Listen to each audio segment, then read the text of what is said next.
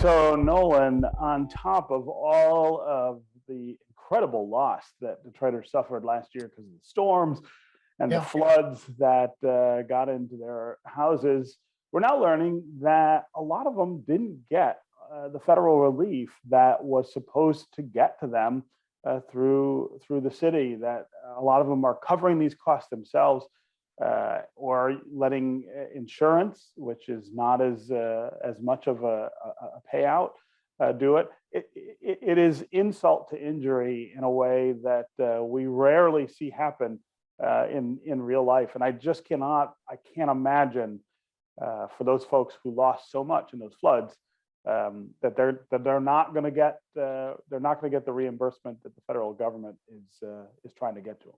And there truly are many of them caught in a bureaucratic nightmare. Now, a lot of people have gotten settlements, haven't gotten money either through FEMA or through the Great Lakes Water Authority.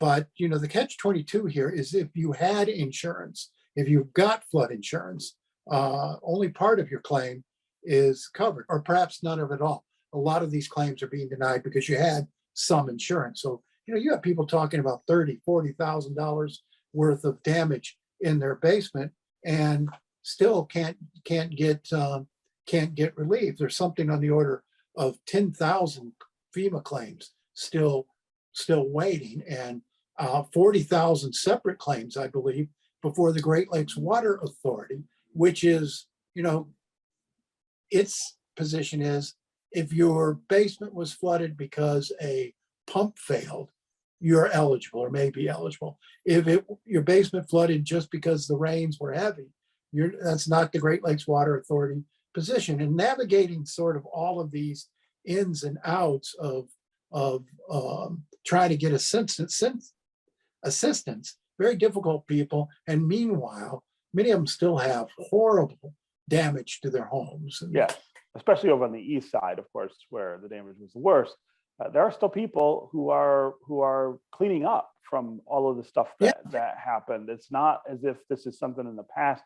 And then if you think about the calendar, it's spring, it's going to be summer. The chance of more of these storms is really, really high. And can you imagine having to go through it all again? I think that because I believe that this is a function of climate change in some form, I think we're going to have to rethink the way we deal with a number of these things, right? This whole idea of flood insurance has to be revisited. The way that we hold government authorities responsible for their end of it. Glee was saying that if a pump doesn't fail, somehow it's not their fault. But the truth is, it's the storm sewers and the regular sewers that are old and backed up that also contribute to the flooding. It's not just the pumps. And then this whole idea of where people live in this community and how much of the properties in Metro Detroit are in floodplains. We've done some things to dry them out so we could build housing, but we have not eliminated the threat of this kind of thing, especially given what the weather is. You're talking about another major investment to make sure that people's houses don't flood when we get these storms, which I think is going to be a much more regular part of life. No matter what we do in terms of combating climate change, this is a very long-term prospect if we can do it at all. So we're going to have to start focusing on adapting and where we build homes, not just in Metro Detroit, but look at Florida. I mean, we've built homes in places that should be swamps and Everglades along the coast, not along the Great Lakes coast, along the Atlantic and Pacific coast where water is expected to rise. Similarly, Las Vegas and other places in other desert communities where people weren't meant to live. And the demands of air conditioning as temperature rises, it's going to become prohibitive. We've got to rethink how much those areas continue to grow. We also have to talk about how we build our houses. If you're using your basement as a living space, extra living space, as a lot of people are, going to have sump pumps with backup power to keep that water out of your house. And, take it for somebody who's lived through a few basement floods. You probably, unless you have that, you probably don't want to put a whole lot of stuff you care about in that basement because you're going to have floods here. The big cost of repairing the infrastructure that we're talking about is the other thing that's looming in the background.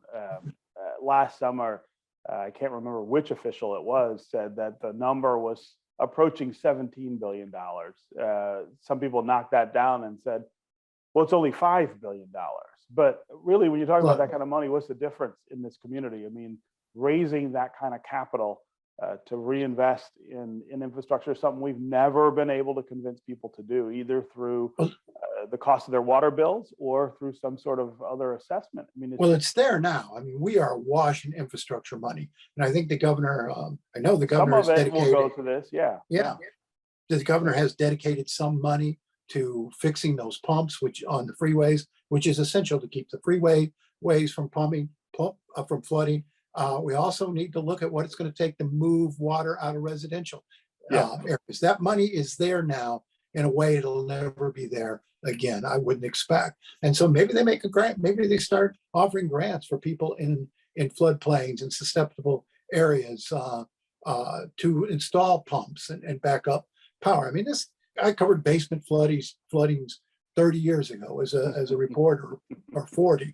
And, this has always been with us. It's going to get worse, and it's always going to be with us. Let's start thinking about how we prevent the damage rather than paying for the damage after it occurs.